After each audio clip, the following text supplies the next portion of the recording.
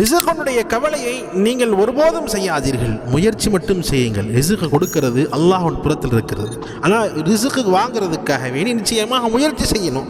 முயற்சி செய்ததற்கு பிறகு அந்த ரிஸ்கினுடைய பொறுப்பு அல்லாஹ்விட்டு இருக்கு.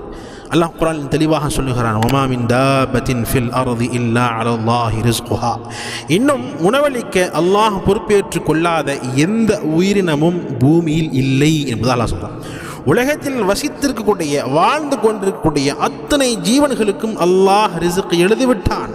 ஆனால் மனிதர்களாகி நாங்கள் அதற்குண்டான முயற்சிகள் செய்துவிட்டோம் என்று சொன்னால் நிச்சயமாக நபிகள் நாயகம் ஸல்லல்லாஹு அலைஹி வஸல்லம் ஹதீஸில் சொன்ன மாதிரி அர்-ரிஸ்கு மக்ஸூம் வல் ஹரீஸு மஹ்ரூம். யாருடைய பெயரில் யாருடைய நசீபில் ரிஸ்க் எழுதியிருக்கிறதோ, எவ்வளவு எழுதியிருக்கிறதோ நிச்சயமாக வந்தே சேரும். அல்லாஹ் ரிஸ்க் இல்லை எழுதவில்லை என்று சொன்னால் அது எவ்வளவு முயற்சி செஞ்சாலும் கிடைக்காது.